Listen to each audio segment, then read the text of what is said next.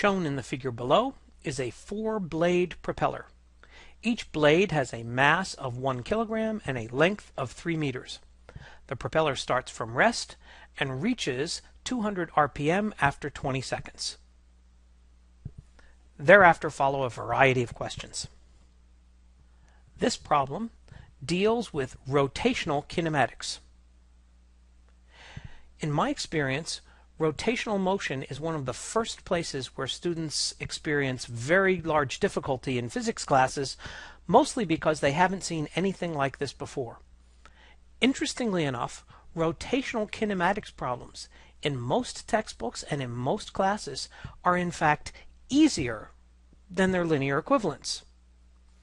The thing that students need to do is become comfortable with the terminology, and once they've done so, they'll be able to solve these problems just as easily as they did the kinematics problems from early in the class. Let's look for a moment back at our linear motion equations and then compare those to the rotational ones. These are the 3 familiar equations for constant acceleration you learned early in the class. The first one relates position to time, the second one velocity to time, and the third one velocity to position. We understand how to operate these equations in terms of removing from any problem well-defined information, asking ourselves well-defined questions, or establishing a definition of success. Once that occurs, we will be able to use these equations based upon their content, x versus t, v versus t, v versus x, to select the ones that are appropriate for the problem at hand. Early in the class, we decided to accompany the x equations with y equations and even z equations and declared ourselves done with the description of motion. However, this is not true. An object that spins around its center is clearly moving, even though the center is not.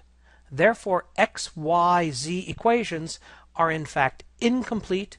We're missing one term, and that is an angle. Dealing with the angle as though it is a distance, we will be able to come up with a first equation for angle versus time. That's shown here. It's exactly the same as the one on the left, except x's have been replaced with thetas, v's with omegas, and a's with alphas. Following this procedure for the other 2 equations, we have the following results. Clearly, the only difference between the equations in red and the equations in blue are the names of the variables. X goes to theta, v goes to omega, and a goes to alpha. How is it possible then that students actually find the rotational kinematics to be a sudden challenge? The answer is that the units are unfamiliar and numerous. All of the following are possible units for theta: degrees, radians, grads, turns, revolutions, cycles. We can then combine these various units with units of time, seconds, minutes, hours, to produce strange combinations of units for omega and alpha. What we have to train ourselves to do is recognize what kind of a variable we have based upon its units. If I tell you feet per hour, you tell me velocity. However, if I tell you revolutions per minute, do you as quickly tell me that that is omega? Because a revolution is an angular distance and minute is a time. Once you have mastered understanding the units, you will find that rotational kinematics problems cannot be more difficult than linear kinematics problems, and in fact, most books and instructors make them easier than linear problems simply because they're unfamiliar. Let's go to the problem at hand and see whether this is indeed true. Here we see that each blade has a mass of 5 kilograms and a length of 3 meters. The propeller starts from rest. If this were a linear problem, you would immediately tell me that starting from rest means that the initial velocity is 0. Here in rotation, I tell you that this means the initial angular velocity is 0. So far so good. That is well formed because omega 0 is a constant and can be set to 0. We're then told that it reaches 200 RPM, where we recognize RPM as being revolutions per minute. Revolution is an angular distance, distance per time is a velocity, and so we are told that we have an omega of 200 rev per minute. That is ill-formed information. Omega begins at 0 at rest, and then later it becomes 10 rev per minute, then 50, then 100, and eventually it reaches 200 at some particular moment. We cannot simply state that omega equals 200 rev per minute. We have to say that omega becomes 200 rev per minute under a particular condition, and reading the problem again, we notice that that condition is that t will be equal to 20 seconds. This last piece of information is in fact begging to be placed into the equation that relates the two variables omega with time, because once plugged into there, it will yield one of the variables that we're going to need to solve the rest of the problem. Now there's one extra step that occurs in a rotational motion problem before we need to begin, and that is our preferred unit for distances or radians, and our preferred unit for time, seconds. By giving us an omega in rev per minute, we have two problems with this, and we need to perform a unit conversion. The first problem we recognize with 200 rev per minute is the minutes, and so we wish to multiply by 1 in a form such that the minutes will cancel, so we'll put that in the numerator, and then seconds will be left behind. And what we recognize is that 1 minute is the same time interval as 60 seconds, so multiplying by 1, we will not change the meaning of this velocity. This would leave us a result after cancellation in revs per second. Close, but not quite. We need to continue on and multiply by another ratio, and this ratio will be radians, the unit we wish to receive at the end of the day, and revolutions, the unit we wish to remove. Now what we know is that one full cycle, or one full revolution, represents 2 pi as the number of radians. Therefore, by putting it in the form we've given, the revolutions will cancel, and we see that in order to convert 200 rev per minute into radians per second, we need to multiply by 2 pi, divide by 60, and this gives us the result 20.94 rad per second. Now that we've made our unit conversion, we go back to our well-formed information that tells us that the omega at t equals 20 seconds is the 200 rev per minute, or 20.94 rad per second. As we mentioned before, this is begging to be plugged into the relationship between omega and t, and we'll do so now. This is the relationship between omega and t. Plugging in the numbers, we find that the only unknown in the expression is alpha. Solving for that, we get an alpha of 1.047 radians per second squared. And conveniently enough, this was actually part A of the question. Let's move on to part B. Part B. How many turns has the propeller undergone in these 20 seconds? Well, we need to examine the variable turns and decide that turn is an angular distance, or in fact it's asking for a theta. So how many turns is equivalent to theta equals what? This is an ill-formed question. Theta is 0 in the beginning, and then it gets larger and larger as time goes on. In order to make it a well-formed question, we need to stipulate a particular condition asking for theta at t equals 20. This is a well-formed question. We can simply turn to our theta time equation and answer it. However, just for completeness, we notice that there would be a second way to formulate this question, and that is, what is the theta when omega is 20.94 rad per second? because we were in fact given the information that omega is 20.94 rad per second at t equals 20. I have no particular preference among these two equations, and so I'll simply randomly choose the first one as our technique for solving the problem. So we begin by writing down the theta-t relationship. This states that theta is theta 0 plus omega 0t plus 1/2 alpha t squared, just like the xt relationship. Plugging in the numbers we know and the t equals 20, we get the result. Theta is 1/2 alpha t squared, or theta is 209 radians. While we have indeed solved for the angular distance that has been covered in the time of 20 seconds, we have it in the wrong units. The problem has requested that our answer should be in turns, and we've given an answer in radians, which are the most natural unit for our rotation. So we need to perform a unit conversion. We need to cancel the unit radians, so we put that in the denominator, and leave the unit turns in the numerator. We recognize that 1 turn is the same distance as 2 pi radians, so that our 209 should be divided by 2 pi, yielding 33.33 bar turns. Let's move on to part C. The speed of sound in air is 345 meters per second. At what omega does the tip of the propeller exceed the speed of sound? This requires a relationship between the linear velocity of the tip and the rotational velocity of the entire propeller.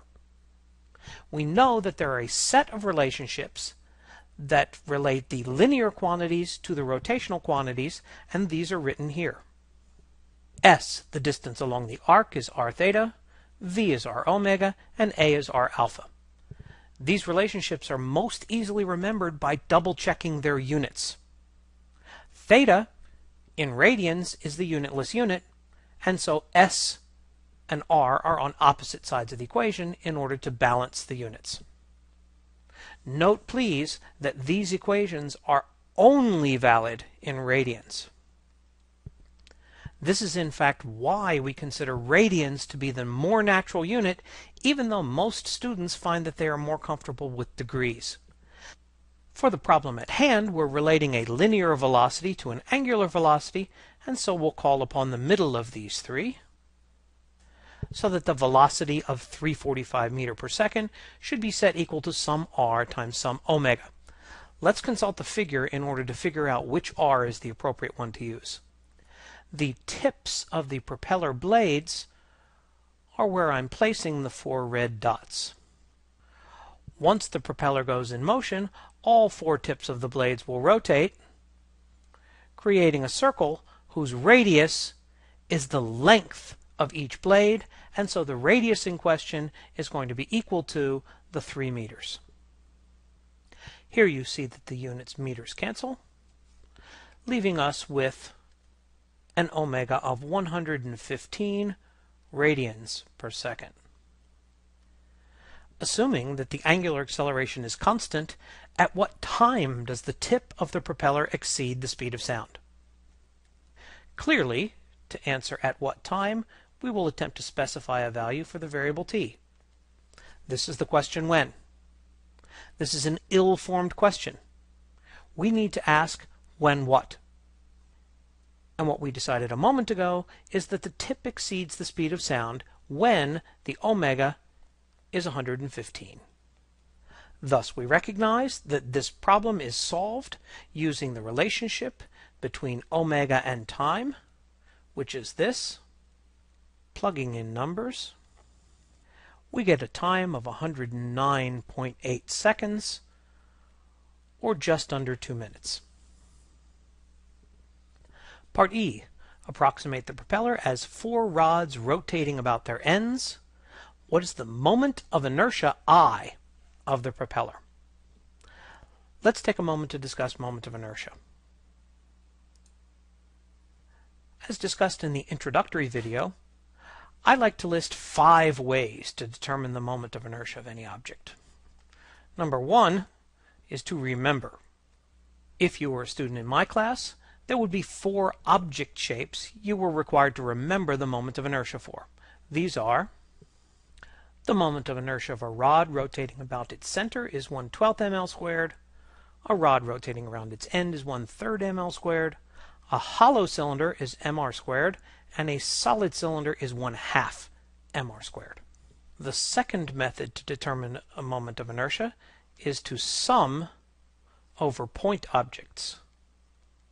If you have a finite collection of small point objects, each of mass m sub I, when you envision this object rotating around whatever is the appropriate axis, each one of these point objects will be creating a circle of radius r sub I.